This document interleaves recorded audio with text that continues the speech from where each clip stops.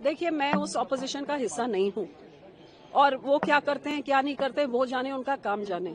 मैं सिर्फ इतना समझती हूँ कि मैंने 18 साल में ऐसे नहीं देखा है जिस तरीके से ये हाउस चलाया जा रहा है।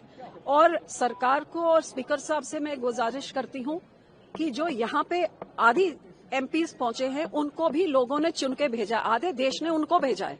सिर्फ सरकार को नहीं, देशवासियों ने चुना है, ऑपोजिशन को भी चुना है। और चुना इसलिए कि हम वहां जाके लोगों की आवाज उठाएं और सरकार की गलत नीतियों के बारे में सरकार को जगाएं।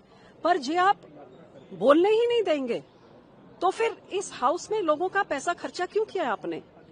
मैंने पहली बार 18 साल में देखा कि प्रेसिडेंशियल एड्रेस ही नहीं, विपक्ष को बोला गया कि या तो आप वो बोलिए जो हम चाहते हैं, पर जो आप चाहते हैं वो आप बोल ही नहीं सकते। सारे विपक्ष का मुंह आप बंद कैसे कर सकते? हर एक को इधर हक है अपनी बात रखने का, और पक्ष जो मर्जी बोली जाए, उनके एमपीज कुछ भी बोल लें।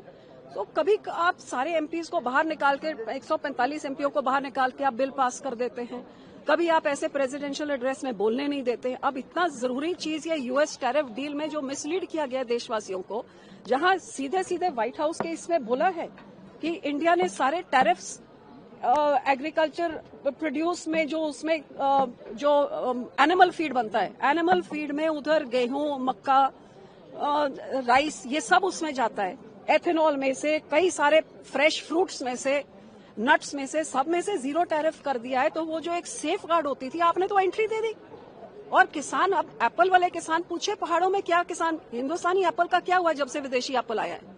अब इसी तरह एनिमल फीड के राही मॉडिफाइड, जीएम मॉडिफाइड सारा कुछ आ जाएगा। तो जो देश के किसानों से खरीदते थे, एथेनॉल बनता था हमारे किसान के प्रोडक्ट, आपने जीरो कर दिया है।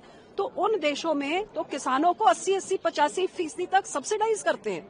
उनके प्राइसेस के साथ हमारे किसान कहाँ कम्पीट कर सकते, जिनको तो एमएसपी तक भी नहीं मिलता है पूरा। तो ये किसानों के, आप देश के किसानों को बर्बाद करके देश आबाद नहीं कर सकते।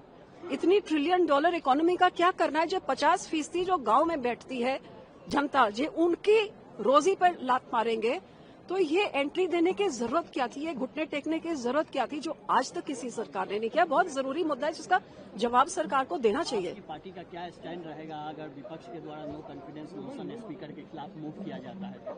देखिए, ये मेरी पार्टी फैसला करेगी, मैं विपक्ष का हिस्सा नहीं हूँ। मैं अब भी आग्रह करती हूँ कि सरकार कोई समझौता करे, विपक्ष को बोलने दे। यहाँ पे हम सब भेजे गए हैं बोलने के लिए। जी, आप बोलने में ही बैन, गैग लगा देंगे, बैन लगा देंगे, तो ये क्यों बनाया ये फिर पार्लियामेंट नया वाला?